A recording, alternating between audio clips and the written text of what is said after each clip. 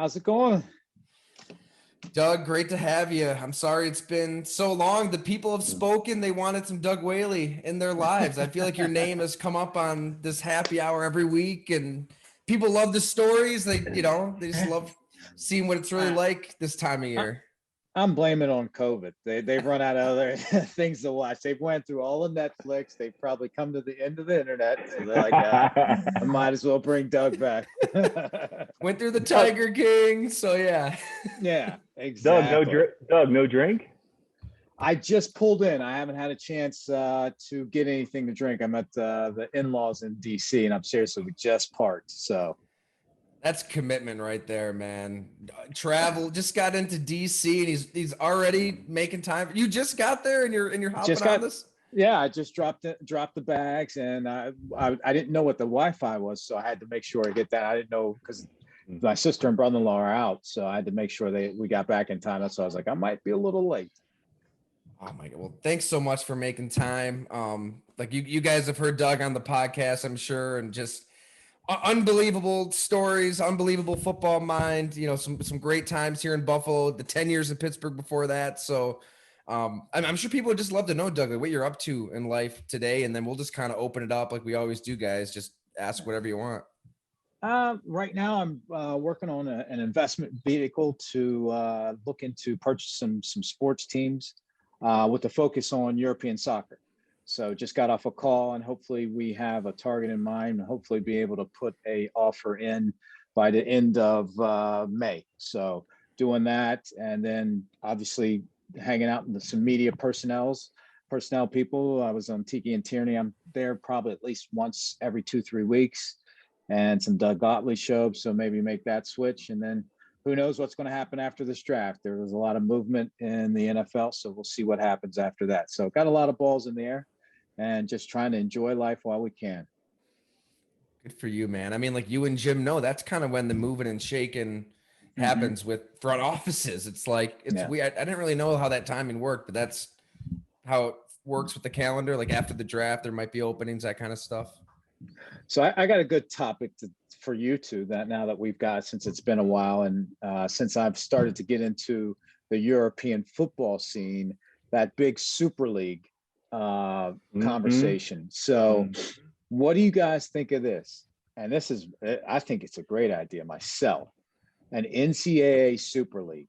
You have about the top 16 teams they play, but you let 20 in, and the bottom 4 of the league that year get relegated, and the rest of the country, the top 4, they have a playoff. Top 4, they get into the Super League. How fun would that be to watch? I'm in.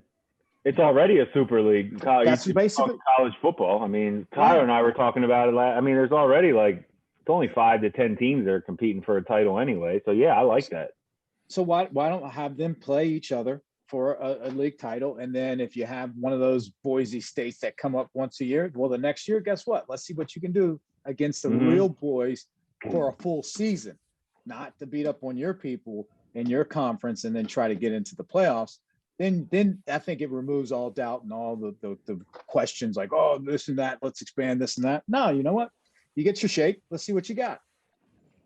I like it. I mean, like Jim said, it's kind of rigged already, right? I mean, Clemson, Ohio State, Alabama, and like LSU if they get Joe Burrow. That's about it.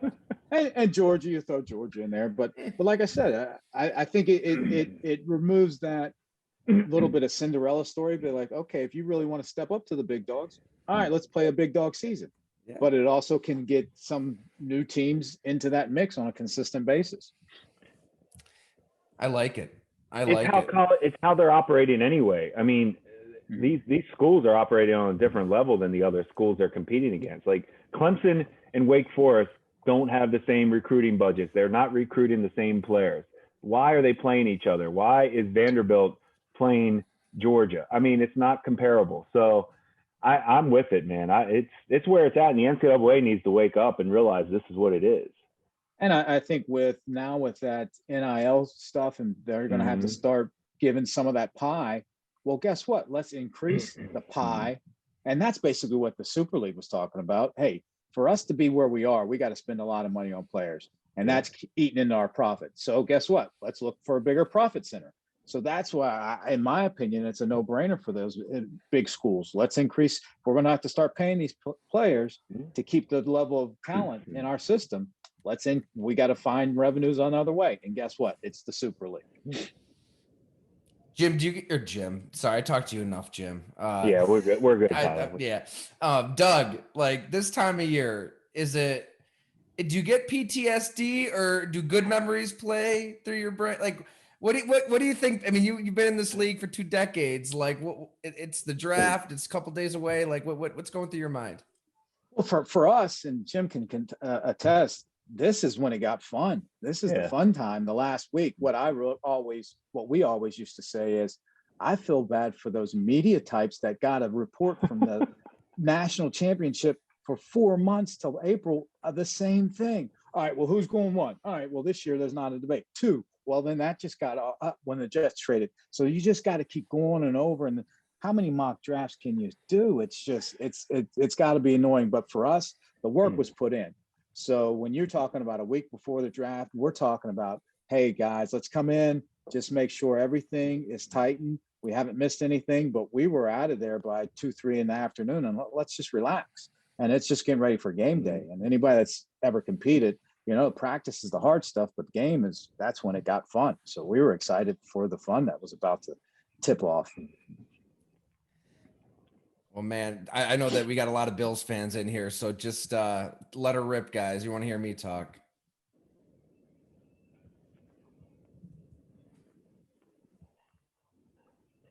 No. I had a question, if that's all right. Yeah, sure. First of all, I just want to start off by congratulating Monis. Looking at that graphic with the picture of you in the background, hardly recognizable these days. You got your shit together, man. You dropped a bunch of weight. You look great. That was a Buffalo 50, and Doug will tell you I got hired in 2013. Man, I got that job, and I started eating in this city, and it was cold out, and I didn't know what to do, and I just was eating, and I would drink some beer.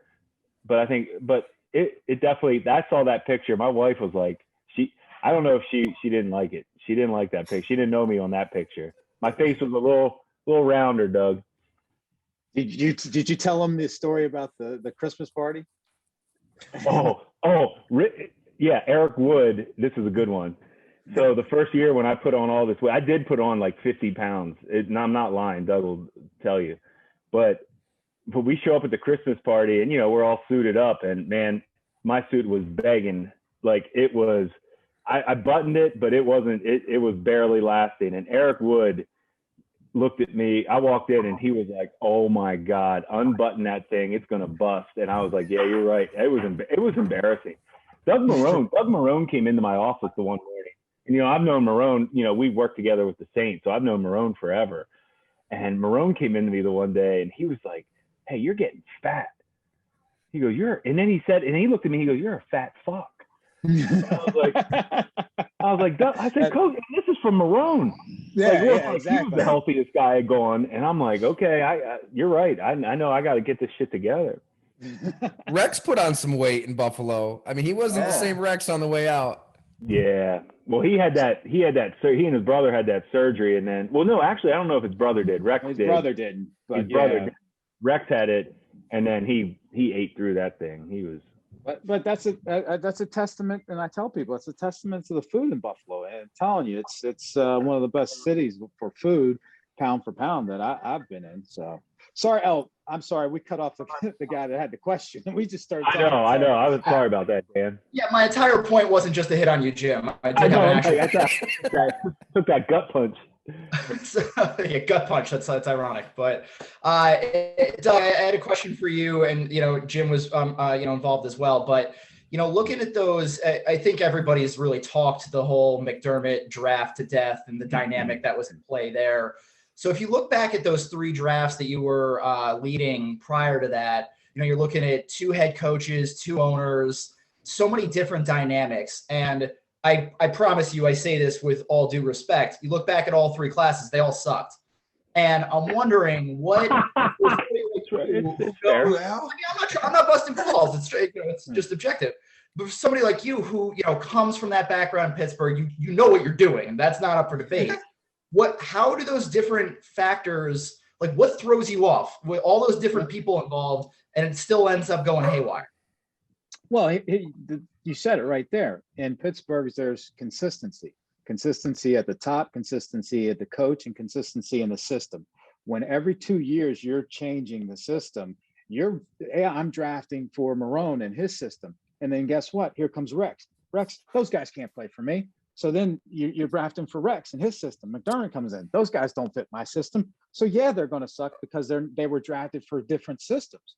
Now, but if you look at it, the guys that we drafted, I think we still, between drafting and signing, we've had somebody with a Super Bowl ring since we've left.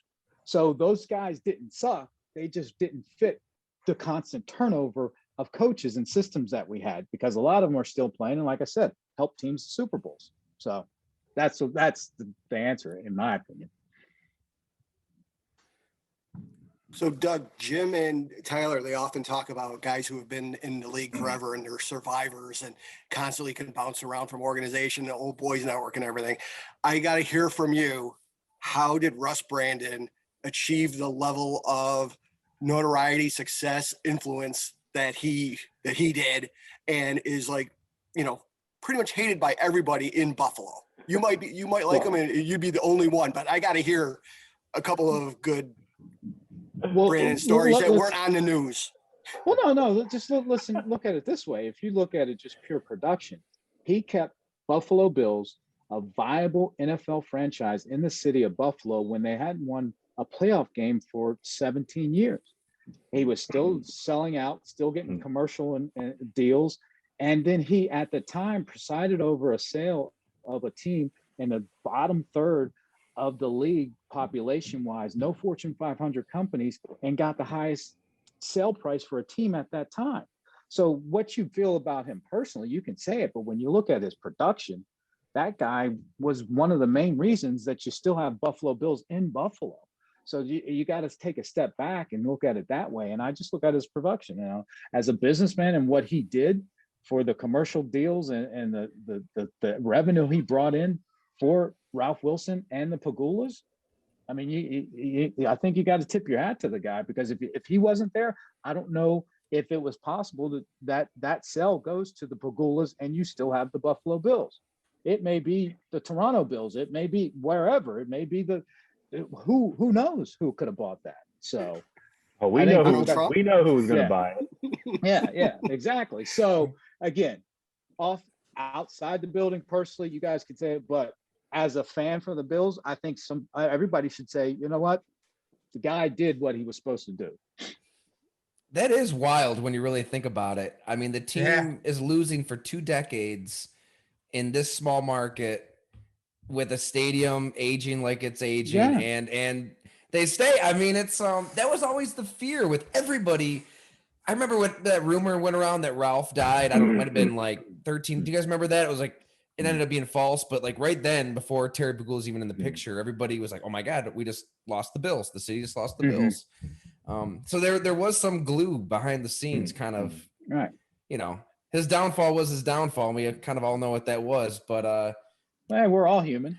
I mean, there's only one person who walked the earth that didn't sin, so I'm careful on judging people. The guy last week had no problem. Who was on last week? I missed it. Richie. Oh, Richie. Oh, what'd he say? He trashed everybody he could. Oh my God. Let me ask you this. I want to know what Richie say about me. I'm trying to remember. He had only great things to say, really, from what I remember about Buffalo. Yeah. Who was it? He was a lot of wreck stuff. Okay. Doug, I mean, and please interrupt me whenever anybody wants to just jump in. I know Bill's got a question too, but like just to backtrack to, I think it's good to let people know here in this setting, like, so when you took over in 2013, I mean, I know we've talked about it on the podcast a little bit, but, unfairly here in Buffalo, I feel like everybody associates you with the quarterback you inherited. Like, I mean, you take over in May, right after EJ Manuel's drafted. I mean, you're too nice of a guy. Like your grade on EJ was what it was, but like it, it's not necessarily your pick, and everybody kind of assumed it was, right? I mean, what was that like when you take over and then one of your first phone calls is to Jim, and then you're going in your first season? Because it's not how you see a lot of GMs take over football teams initially. Well, no, it's one of those things where when you replay it in your mind, there was some hints that I just didn't pick up on, and Buddy was. We knew he wasn't going to be here long. I just thought, especially with when he picked EJ, he wanted to see that come to fruition, because he used to always say, before I leave, I'm going to get Buffalo franchise quarterback. And that was one of the lessons I did learn from him, because he did say that out into the public, and he kind of forced the issue. And if he wasn't looking to step away right away, I don't know if he would have tried to force the issue with EJ or a quarterback in that draft. And it was unbeknownst to me, he was like I said, he was going to step away after the draft. So I was just really hitting my stride, being his assistant GM, director of player personnel. I thought we were doing some good things, because the rest of that draft I thought was really good with Woods and Kiko and stuff like that. So we're like, okay, we're getting the scouting system kind of the way we would want it, and everybody's falling in line. So I'm focused on next year and thinking about that. And then Russ comes in and he says, hey, Buddy's stepping away. Be ready for a news conference the next day. And for me, I'll give you a background. I grew up a military kid. My dad went to Army. He went to the University, the Military Academy, West Point, went to Vietnam, blah, blah, blah. So his whole thing was, when you chain of command, when an officer tells you something to do, you focus on that task. You don't ask why, what happened to get there, whatever. So when he said that, my immediate focus is, okay, Jim, guess what's going on? Blah, blah, blah. Let's start figuring. So I didn't really sit back and celebrate or think about it, because also that job is so enormous. And I used to tell everybody, you could get overwhelmed thinking about the enormity of the job and what it entails and what it consists and what is on the line. So I instead just focused on the task at hand, and every day, okay, what do we have to accomplish today? What do we have to accomplish today? What's the long-term goal? And putting a strategic plan together for my tenure as the GM, and not taking a step back and saying, whoa, I'm the GM. Because again, that can be pretty overwhelming. And then that starts clouding your judgment and everything. You got to be disciplined. And I learned that from my dad, and just focus. And then like when people I know ask, oh, this guy got fired, what'd you think? I was so focused on when Rex got fired, or when Marone stepped away, I didn't give myself time to think about, oh, what happened? It's like, okay, what's our next step? We got to get a coaching list together. We got to interview coaches. We got to do this, and that. I'm just always looking forward about, okay, let's solve this problem, or let's make this a better situation than really focusing on the negative or the super positive. Let me say, there's both ends of that spectrum. Hey, Todd, can I interrupt you for a second? Floor is yours, Dustin. What kind of guy was Russ Brandon, Doug Whaley? What kind of guy was Russ Brandon?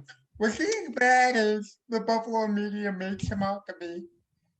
I don't think so. I can't say anything, because if it wasn't for Russ Brandon, I wouldn't have been able to achieve the highest position in my profession and be able to say I was a GM of a really great franchise, meet a lot of people like Tyler, I like Jim Monos. And it's, for me, again, the way he treated me, I can only judge people in the way they treat me. And he's always treated me fairly, with the utmost respect, and professionally, and has been good to myself and my family. So again, that's how he treated me. How he interacts and treats other people, I can't say I ever saw anybody where he didn't treat them professionally, but I haven't been in a lot of settings like a lot of other people have. How about you, Jim? What can you say about Russ? Same as Doug. Russ was always great to me. I don't have anything bad to say. You know, we were all tight, and Russ was always first class. He treated everybody first class in the organization. He really tried to. You know, you got to separate personal and business. And you know, business, Russ was unbelievable. You know, personal, we all have stuff that happens, and you read about it and you make your own judgments personal. But Russ, as far as he treated us, was all first class, and he always cared about the players. He really wanted the players to have a good experience in Buffalo. He loves Western New York. He loves Buffalo. So Go ahead. what was it like then when you guys went with Doug? You may have been, but or Kim, you may have been, but what was it like when you found out that Russ Brandon had stepped away from the Bills organization? Well, he was technically forced out. Yeah. It's one of those things where I wasn't there, but you never like to see someone lose their profession or lose their job, especially someone that had put his heart and soul not only to that team but that community, and he was so entrenched in that community. And for the way it happened, I'm assuming it's probably really tough for him to be in that community, especially with his family and his kids and everything. So there's no winner in that situation, and it was just a bad situation. You felt for not only him but for his family.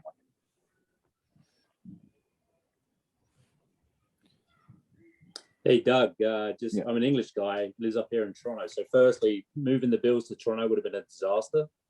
I want to get that out there. I'm pretty sure you guys would appreciate that. Secondly, just want to, obviously, I grew up with football, like the round type of football that you said you're kind of getting into now with investment group. So I just want to kind of understand what, from your perspective, what transferable skills have you got from being a GM that lend themselves to kind of, the beautiful version of the game? Well, that's the name of our group. Is the Beautiful Game Group. So for me, and the one thing I learned from the transition in ownership and being in an ownership group like the Steelers is the successful business owners that make their transition to sports are very few and far between in the short term. They have such a steep learning curve because they think that the business world can transfer to the sports world, and it's a totally different animal. So though it may be a different sport, as long as I'm not evaluating players, I think the transferable skills of setting the trajectory of an organization, setting the philosophy, and setting the vision from ownership down, that permeates through the whole organization. And if you set it from the top, and Monish, you can tell when the Bills got finally on the right track is when we sat down before we went to hire McDermott and said, what do we want the Bills to look like and represent not only on the field and off the field? And we sketched that out. And this is the type of man we need to lead that type. So when you do that, every time, if you put it in the hands of a GM or a coach and you pick the wrong one, you have to bring someone else in and then they have to reboot everything. So you're always spinning your wheels. But if it's set from the top, you hire everybody and everybody falls in line. And if you happen to make a bad hire, which you can't hit 100%. Like I always say, you eat 4 out of 10 in baseball, you're in the Hall of Fame. So if you make a bad hire, be it the head coach or the GM, the rest of the culture is already set there. You just plug someone else in that fits that and falls in line with that culture. And that's what happens in Pittsburgh. That's why they only have 3 coaches since '69. Everything's set from ownership in the top. So that's why I think it's transferable to any sport in the world, is setting that vision, the culture, and the strategic plan from ownership down, and then finding the right people to fill that roadmap that you set. But the only difference is you need someone that knows hockey to draft the hockey players or evaluate the hockey players or identify someone that knows soccer or European football to do that. That's the only difference. But everything else I think is transferable. Yeah, I agree. I mean, the vision and the strategy from the top is really important. I'm thrilled to hear what you're doing and look forward to seeing which team it is you're trying to acquire. I got an NDA. I'll send it to you. all in good time. When it's all public, let us know. Right? I got you. Yes. Thank you. Appreciate your time. Mm-hmm. I got just a funny personal story to share that I think you, Doug, and Jim will enjoy. I was Chris Brown's spring intern for the spring of 2015, and he had to go out of town for the draft. So I was Chris Brown and was supposed to ask questions, but was too nervous to ask anything. And as the draft went on, you were getting, and Jim were getting kind of peppered, just things were too critical and not enough about the players that you were selecting.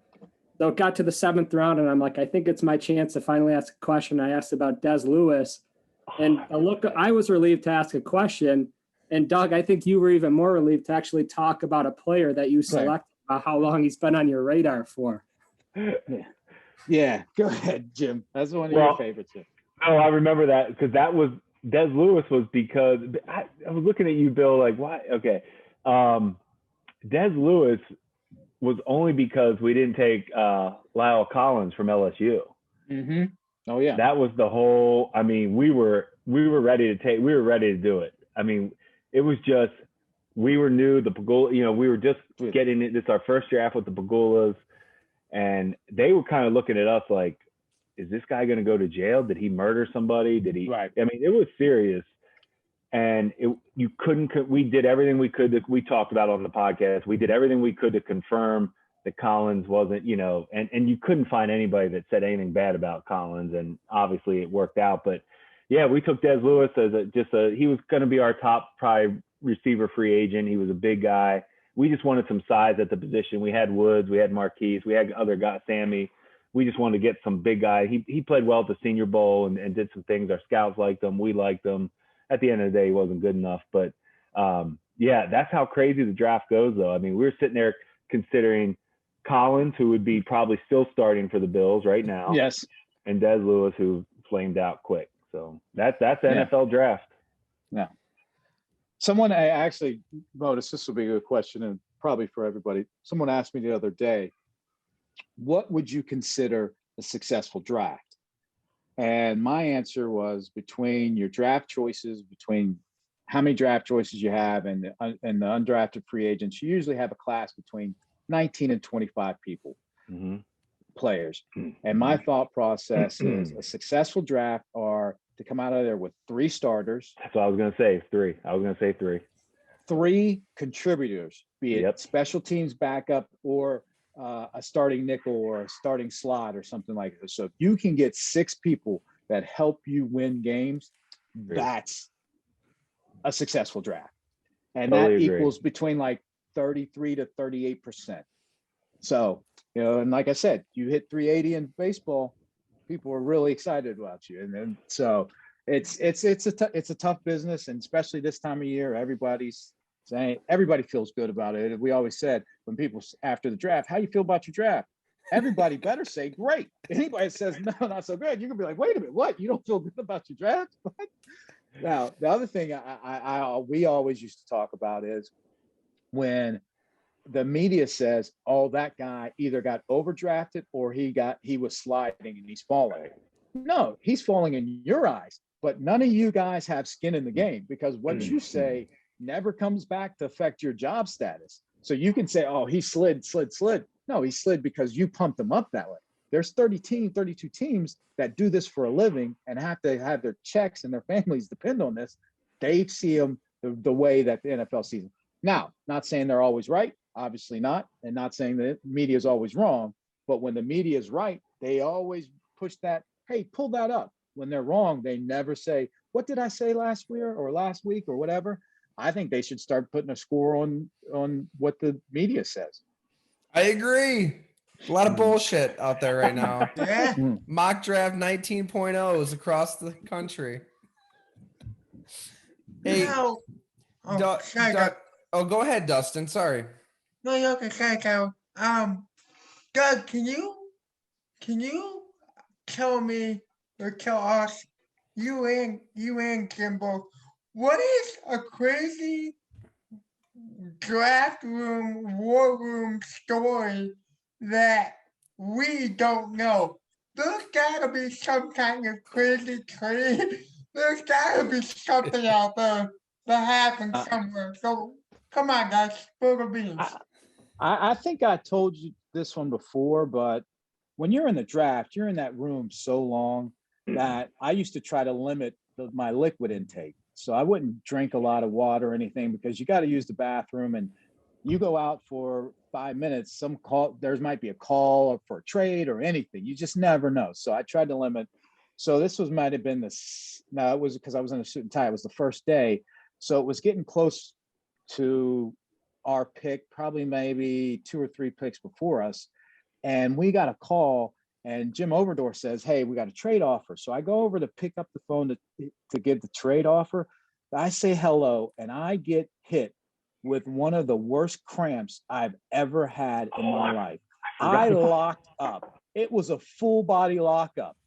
And I just went down, and everybody's like, "What's wrong?" The trainers came over. I'm like, "Dude, I've got a cramp." And so I had to hand the phone to somebody. I took the phone. I remember it. Yeah. And I'm on the ground just rolling around, and we're looking, and I'm like, hopefully these cameras didn't see this. And I'm locked up. I'm seriously, I had to get Pedialyte and everything. I just I couldn't move. Everybody's laughing at me. I'm like, "Dude, I'm sorry. I just locked up."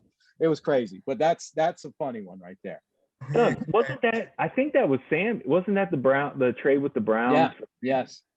Yes. Yeah. So it was between nerves and just not trying to drink anything, just to make sure, because it was going to be one of those. Hey, I don't want to have to either use the bathroom myself or be in the bathroom when we're about to trade all of this for Sammy. So I was like, "Oh man." Yeah, and everybody was just like, "What is going on here?" And then there was another story when we were in the old team meeting room. We used to have security guards outside the room. And then one draft, I forget when it was, 2 or 3 guys just walked in the draft room like there was nothing going on. Our security guy went to the bathroom, and there was 2 guys just sitting in the draft room. I'm like, "Wait a minute, who are these guys?" So we had, we had to get people to go in there and kick them out. So yeah, there's some interesting stories. Did you ever find out who that was? Like, who were those 2 guys? Yeah, I never found out who it was. Actually, we did. We found out there was the draft party in the field house, indoor in the field house. Yeah. And they said they took the wrong door looking for the bathroom, but it basically had a sign out there: "Quiet draft in purpose, no entry." So they knew what they were doing. That's amazing. I mean, you got to give them credit. Maybe you just let them hang out, to work their way in there. Really quick though, like on that, because you hit on the Sammy draft, and me and Jim have talked about it on the podcast a little bit. Man, take everybody inside that room, because I know that you wanted everybody to be on the same page. That's why the pick was Sammy, the trade up, and the pick was Sammy.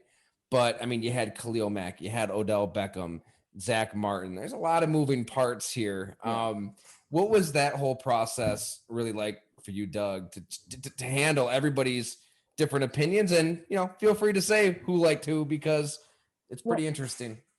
Well, like we said before, is what we always wanted to do, especially in the first round, is to have a consensus on the pick for the team and what we need, and have the least amount of questions on the players possible. And Sammy was the only one. Khalil Mack at the time, for right or wrong reason, we had Mario and we had Jerry. So we're like, are we going to use another pick on a D end? Odell Beckham, the offensive people thought he was too small and wasn't going to be a number 1 receiver. And we thought where we needed to be, which again, another lesson learned, if you have a doubt on a quarterback, then that means you need to have a plan to get another quarterback. So we were like, hey, we don't know about EJ, but let's surround him with a number 1 receiver. And at that time, everybody was like, yes, we think that's the best thing we need as an organization to try to get to the next level.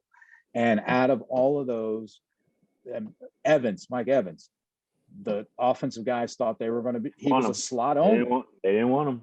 They didn't want him. Slot only. We're like, we're not going to lose that high of a draft choice for a slot only guy that you're only going to pay maybe 80% of the offensive snaps. We need a guy that's going to be on the field 100% of the time. And a number 1 guy, a bell cow, can be the face and outlet for the quarterback. And through the whole draft process, everything came back to Sammy. And Sammy was, if you go back, he was the number 1 receiver in that draft. And no one questioned his skill level and his hands or anything, his speed. Now, the injury bug has got him, and he's had, Tyler has talked about, his makeup. But at that time, we thought this is what we needed to do to get where we were as an organization, to get to where we wanted to be. And that was the consensus overall. Yes, we all agree. Yes, this is the guy that has the talent, merits the talent, fits our need, and is a consensus no-brainer for us as an offensive staff, defensive staff, and a personnel staff. And I think you've said it too, Doug. Like, you guys didn't really know, I guess, like off the field, what he was going with his brother getting involved in that RICO investigation. I mean, cousins, best friends, everybody is facing prison for most of their life, and he's drinking, he's partying, he's depressed. And did he? I mean, he told me like he didn't really say anything to you guys. He wanted to keep it in, but did you see any signs? No, I mean, I didn't. Did you, Monis? I mean, no. Even when Tyler broke that story, I remember Doug and I were like texting each other, like, what? Like, there was stuff we didn't. I mean, every player, look, they all live their life how they live it.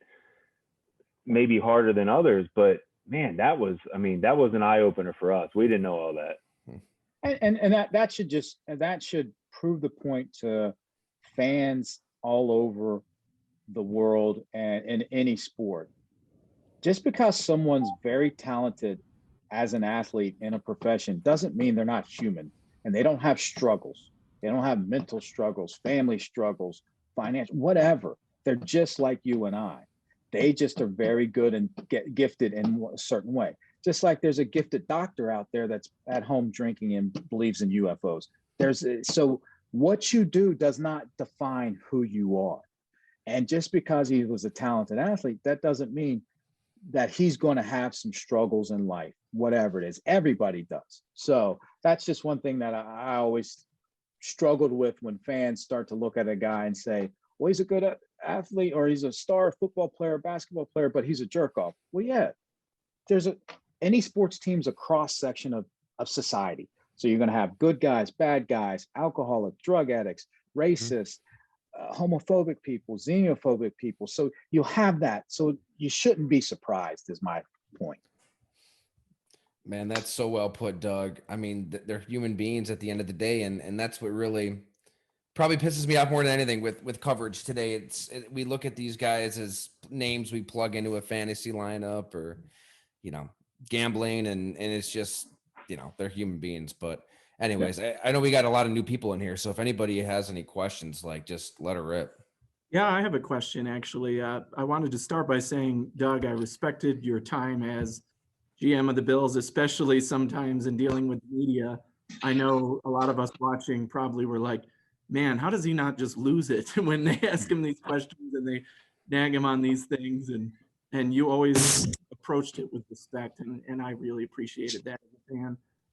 But I wanted to ask you about free agency and your time as GM, because, the story goes over the years that nobody ever wanted to come to Buffalo, and it didn't matter what you were offering them contract-wise or anything. The players just, told their agents, I'm not going to Buffalo, period. So I wanted to ask, was there in your time players that you were really targeting, really high on, said this guy would be a great fit for this team, called their agents or whatever, and they were just like, no, not coming to Buffalo? And what your approach was in general to try and woo these players and say, hey, look, you can be part of this change and turn this organization into what we want it to be? So I'll start with this, that when I was assistant GM, we actually kind of flipped that script when we got Mario Williams. Now, Mario's Mario. That was a big name free agent signing. So that was one that we thought, okay, we're turning the tide. Now, that was when Buddy was the GM. But when I got to be a GM, my thought process was, we aren't one big free agent away from being a contender. So let's get what we call dust settle free agents where you get a lot of value out of them. And our whole thought process was, let's stack our team with unrestricted free agents. So when we go in the draft, we don't have a glaring need, because when you have that glaring need, you start pushing everybody up, and that's when you make a mistake. So we would find a bunch of value add free agents that if we did draft someone in that position, their cap hit wasn't obtrusive to us, and they could be backups and special teams players. So they still brought value to us at a nice cap number. So that was our philosophy. And I think, Jim, you can tell them about that. That year, I think, was one of our best years of signing free agents ever, when you had the Lorenzo Alexanders and all those guys. I mean, I mean, I thought that solidified the thought process is unless you get to that point where you think you're one player away from winning the Super Bowl or getting to the Super Bowl, get these value add guys. No, Doug actually taught me a lot about the free agency stuff and the pro side of it, because that's where he cut his teeth a lot in Pittsburgh. And for me, I was always on the college side in New Orleans.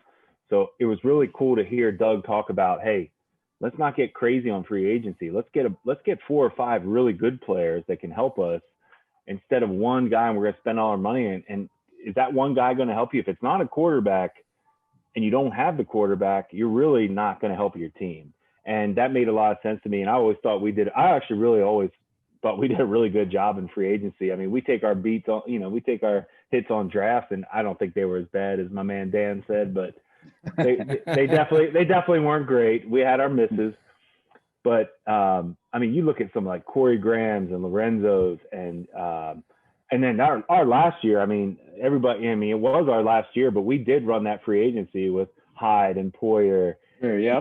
I mean, we did some good things, and that last draft was our draft. I mean, I know Sean had final say, but we all know Doug. I mean, I tell everybody he was there for about 2 months, 3 months. He didn't know any of those players that well. So we get credit for that 17 draft as well. So I'm just saying it is amazing in free agency. Like the Patriots are going to be funny. If they don't get a quarterback, which is really funny to say, but if they don't find a quarterback, we'll see how all this crazy spending they did works out.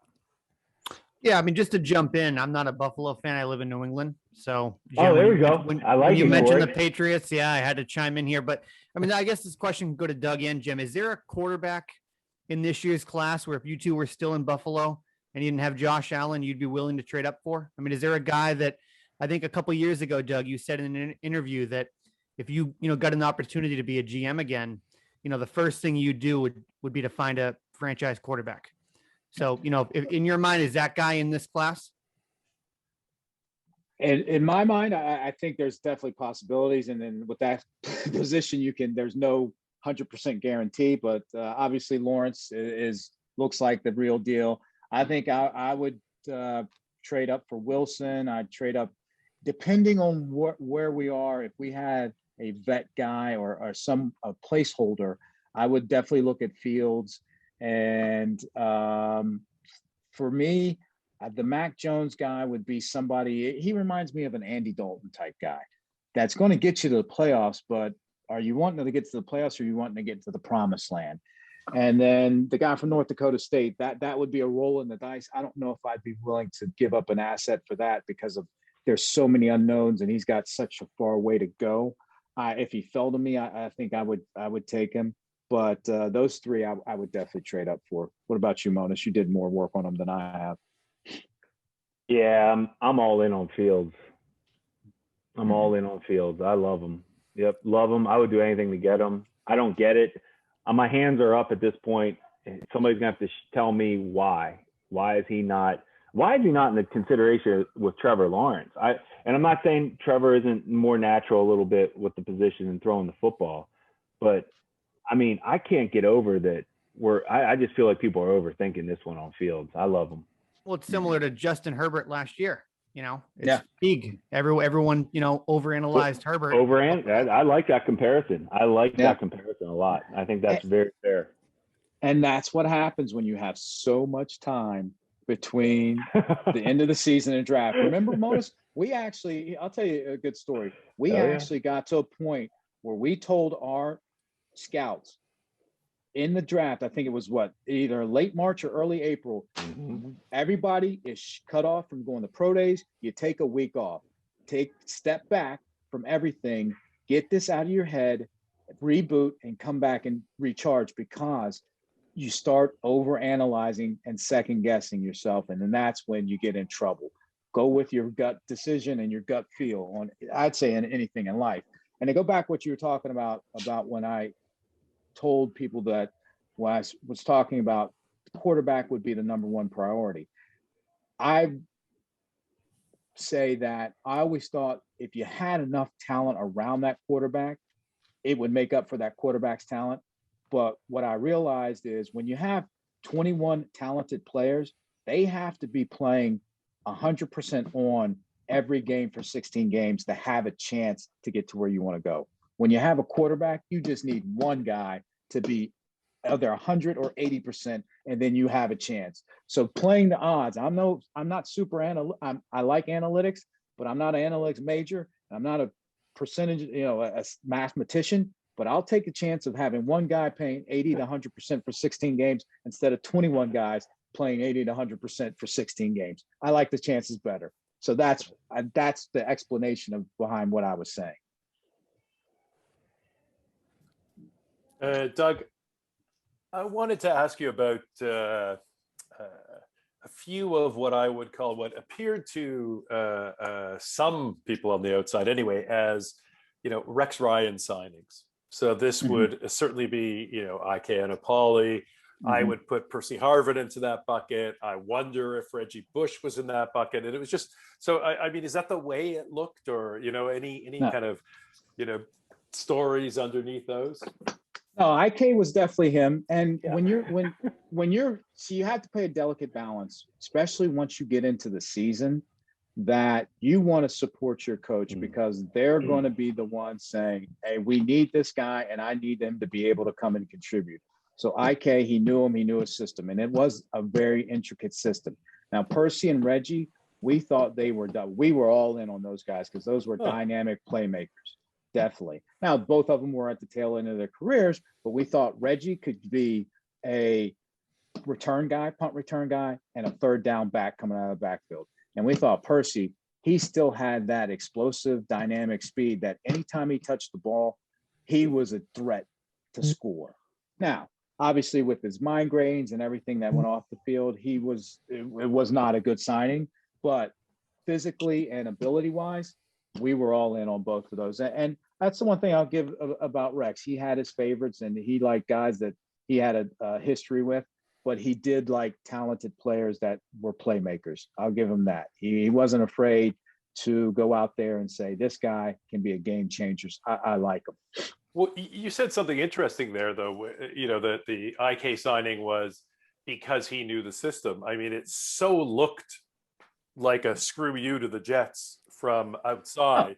He just punched Geno Smith in the mouth and then it was, absolutely. I'll take him. Yeah. So, yeah. I mean, and absolutely. And for me, it's one of those things when you're developing a working relationship with someone, that signing was, besides the public relation hit, it was really it was an unconsequential signing in the grand scheme of things. But it makes the coach feel like you're on his side, you got his back, and he's got a guy. Great, coach, take him.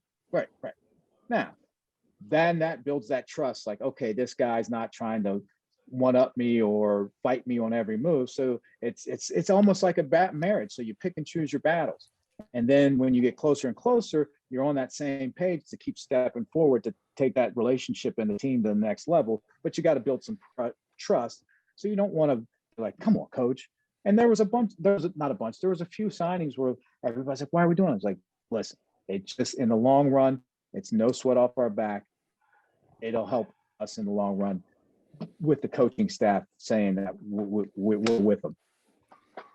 Doug, I remember that IK signing. I mean, we weren't, talking much at all. I don't think the Bills didn't really allow us to talk much at all back when I was on the beat. So that's another story. But I think we were at Pittsburgh pub. I was drinking beers with Fairburn and Rodak and Tim Gregg. And I remember you and Rex went off to the side and we're talking about something serious. We're like, something's going on here. And then the next morning you guys sign IK. Do you remember, were you guys talking about that then and everything?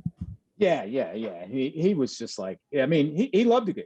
And actually, when you talk to IK, he wasn't a bad guy. Yeah. Now, and from what we knew scouting Geno, we're like, no, I could see that happen. I could definitely see that happen. So you're saying he had it coming. Geno had it coming then. I'm just saying I could see it happen. I don't know if he had it coming, but knowing Geno, when we did the scouting on him and listening to the coach and IK, and he just kept, it was one of those, as my brother used to do to me. You put his hand in his front of his face and say, 2 inches, I'm not touching you. I'm not touching you. I'm leaving it there for 10 minutes. Yeah, something may happen. Everybody has their breaking point. I Love it. Very good. Thanks. Doug, I have another question on scouting. So I was just listening today, actually, to Eric Galko, who I know you worked with at Optimum. Well, I know he's with Optimum Scouting, but you worked with him at the XFL. I'm going, baby. And he was talking about RPOs in particular, and how when he's scouting quarterbacks, anytime he sees an RPO, he's not evaluating that play at all because it's easy to run and it doesn't translate to the NFL. You know, I have kind of two type of questions. One, do you, like, when you're looking at plays like that, do you not evaluate certain throws? And secondly, do you see the position changing? Because, you know, we used to have the statues back there, the quarterback statues that just weren't mobile. And now I think the allure of someone like Trey Lance is that he can play outside the pocket and he can be mobile and he could maybe make those exciting plays. So do you see the position changing to, you know, more of run and pass for that, you know, specific quarterback position? Absolutely. And you got to go all the way to high school. That's what these guys are doing. That's what they've been brought up doing. So why would you take a guy that's from high school, never been under center, running nothing but RPOs, and try to change him after his muscle memory for 10 years is that type of game? That's why you had that little wall of not having good quarterbacks, because the pro game never adapted. And like I used to say, it used to be a trickle down effect where the NFL set the systems and everything that goes on in the football ecosystem. Now it's, hey, the high school and the college is trickling up to the NFL. They have to change and they have to adapt to these quarterbacks because there's so much money involved and you don't have that time like you used to. Coaches and personnel people don't have that 5-6 year time to set a guy on the bench for 3 or 4 years, let him learn how to be a under center 7-step drop quarterback. The pressure's too much from the media, from the ownership, and the money's too great. You don't have that time. So you have to learn to adapt. And that's why I look at Andy Reid. That's why he's so good. He's adapted his system, and a lot more teams are doing that. Now, going to the scouting side, you can evaluate something. The only thing I don't evaluate on RPO are those bubble screens and throws like that are very easy. Now, if they can't consistently hit those, then so I have to change. So yes, I do scout that. And the decision making and ability to pull it, knowing, like I said, know when to pull it, know when to give it, know when to hit the bubble screen, know when to fake the bubble screen, go down. There's a lot of things that you can pick up from those RPOs. And I'll bounce it to Monis because, I mean, he's the quarterback guy for sure. No, I don't understand that by Eric at all. I'd like to talk to Eric about it because I know he's into it, but that makes no sense to me. You evaluate the throws.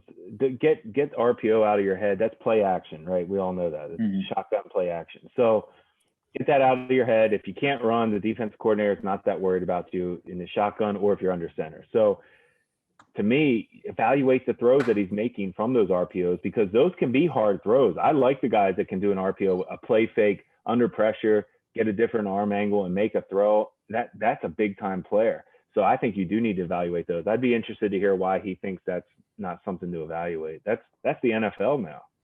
Mm-hmm.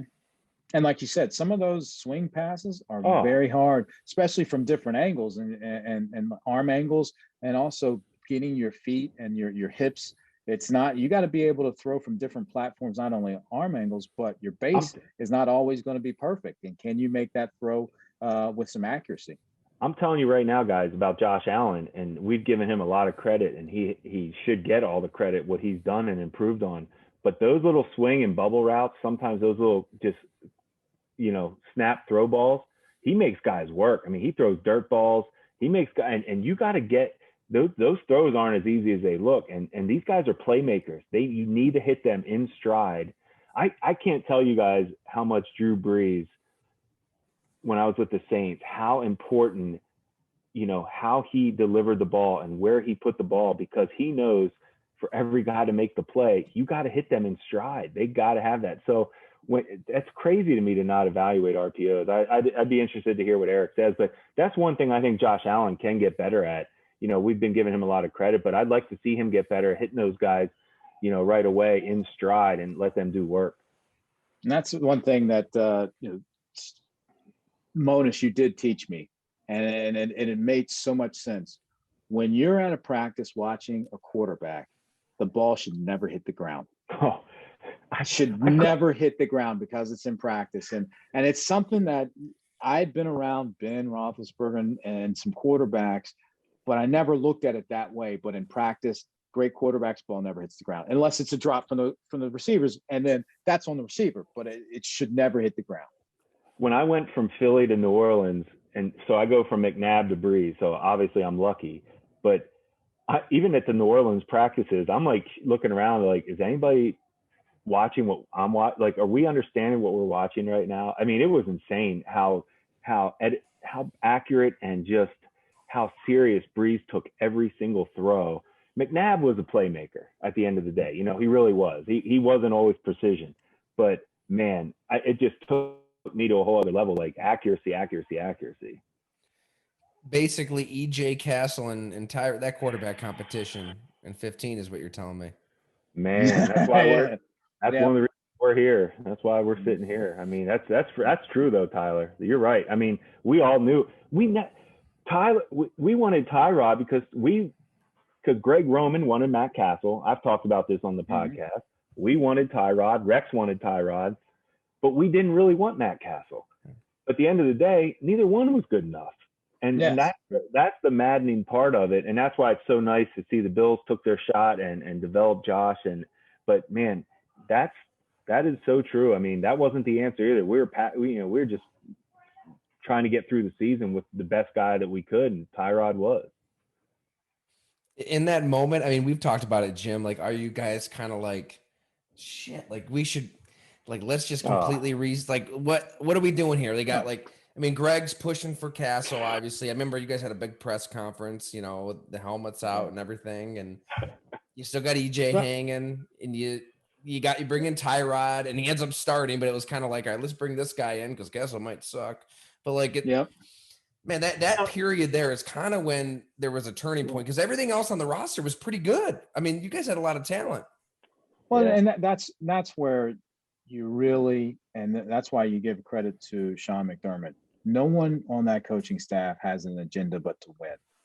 And you get in certain situations where people have agendas other than doing their job to the best of their ability to help the team win. That's where things can go really not south, but make things harder than it needs to be. It's hard to win in the NFL. It's even harder to make it to the playoffs, especially when in the division we were in and playing the team we're in. And if everybody doesn't have that same singular focus, it just makes it even harder. And you, after a while, as I always say, time reveals all. And after a while, you're saying, well, this guy, what he's trying to do is different than what we're all trying to do. So then you got to do things to subvert his decisiveness, and that's why we traded him. Like, we're not going to have this every time where this guy's trying to put somebody in a bad situation to make him look bad so he can get this guy in to make him what he wants out of the offense. So it just happens that way. Greg Roman is what we're talking about. Yes. Greg Roman. Absolutely. But that's why, Monis, not to cut you off, that's why we sit there and laugh now. He's with Lamar Jackson. We're like, wait a minute, you had that guy. You fought against that guy when you were here. I know. We had Lamar's quarterbacks coach on here, Joshua Harris. I know a lot of people sitting here remember that. Like, and it was pretty fascinating. I mean, he was biting his tongue, but he couldn't help himself a few times. And he's so frustrated with Greg Roman as the coach, which probably means Lamar's pretty damn frustrated too. All those receivers are frustrated. It's crazy. Like, the guy that we think is this mobile quarterback guru, like, has hated mobile quarterbacks back to San Francisco pretty much. Yes, absolutely. I'll never forget. I told the story, but I remember Greg Roman. I remember what he said to us when we told him that. Well, basically Rex was like, "Hey, Tyrod's going to start," and Greg Roman was like, "Okay, well, I made Kaepernick. I'll make Tyrod too." I mean, it was like he was miserable about it, and we're like, "You can't be excited about this guy, like Tyrod Taylor. If you don't love Tyrod, there's something wrong with you." I mean, regardless what we say about can he win a Super Bowl or not, that's different. But as a competitor, as a leader, as a guy that's going to give you everything he's got, as a playmaker, come on, That's ridiculous. Hey, I got to get off, but I need to ask everybody on here, if anybody follows UFC, I'm going to make a bet tomorrow night. Does Masvidal have a shot? Can I get anybody against No. this guy? No? Nope. All right. Not Don't worth hold it. me to that, but No, odds, I won't hold you to it. That's all right. I mean, the odds say that, in that sport, it's even more harder to win a rematch when you lost than it is in boxing. So I like that info. Yeah. Well, all right. I'm still going to take him to lose money, but hey, it was fun talking to everybody. Yeah. That's a good All right, spot. Thanks so much, Hey, guys. everyone. That was great. Doug, we kept you way longer than you said you had time for. So thanks so much, man. Thank you. Thank Always you a both. pleasure, fellas. Thank you all. Hey, everybody enjoy the weekend. We'll